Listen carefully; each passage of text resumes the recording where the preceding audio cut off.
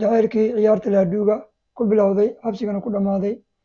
Iqra Jawaani oo 19 jir ah kana soo jeeda magaalada Hyderabad ee dalka Pakistan iyo Mulayam Singh Yadav oo 22 jir ah kana soo jeeda magaalada Prayagraj ee dalka Hindiya ayuu jacayl dhex maray xilli ay ciyaarayeen laadhuu ama ciyaarta laadhuuga oo ah ciyaar internetka lagu ciyaaro sanadka markuu ahaa 2022. Iqra ayaa si sharci darro ah Hindiya uga soo gashay dhanka dalka deriska la ah ee Nepal. Way isguursadeen waxayna noloshooda ka bilowdeen magaalada Bangalore ee dalkaasi Hindiya, balse booliiska ayaa ka shakiyay wicitaanada badan ee Iqra ay reerkooda Pakistan ku sugan ka wacisay WhatsApp-ka. Baaritaan kadib, Iqra waxaa loo tarxiilay Pakistan, Mulayamna booliiska ayaa soo qabtay xabsigana u taxaabay. Balse qoyska Mulayam Singh Yadav ayaa hadda booliiska ka codsanaya inay soo celiyaan xaaska wiilkooda isla markaana ay xabsiga ka soo daayaan wiilkooda. Haddaba aan kula wadaago sheekada jacaylka, guurka iyo kala fogaanshaha Iqra iyo Mulayam.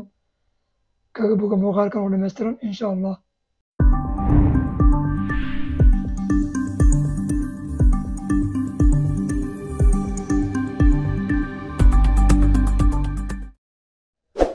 Sagaal iyo 20 Febraayo 2022 Iqra Jawaani waxaa loo diray dalkeeda Pakistan iyadoo laga gudbiyey xuduudda u dhexeysa Hindiya iyo Pakistan. Dembigeedu waxa uu ahaa inay Hindiya si sharci darro ah ku soo gashay.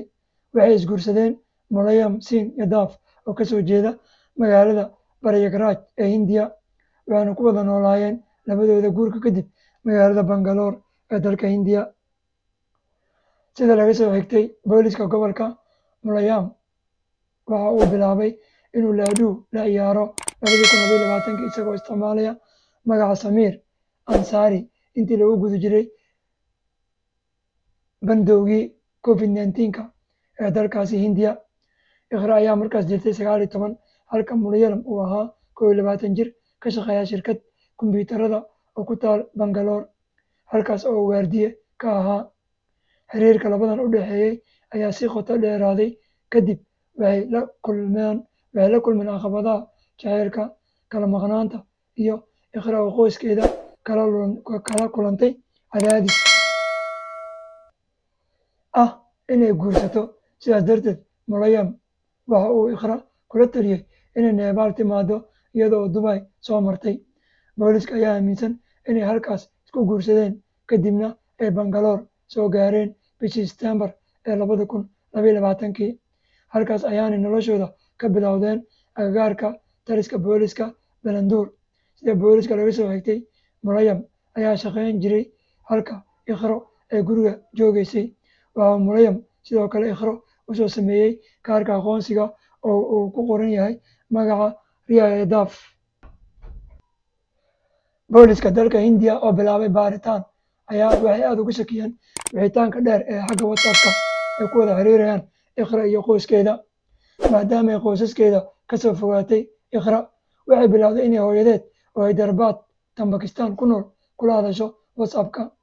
Nidaamka sirdoonka ee booliiska Bangalore ee dalka Hindiya wuxuu ahaa mid aad u feejigan marka la eego barnaamijka G20 iyo Euro Show ee lagu qabanayo Bangalore, iyo intii lagu jiray kormeerka ayay booliisku ku baraarugeen wicitaanka dheer ee ay Iqra ku wacayso qoyskeeda Pakistan jooga.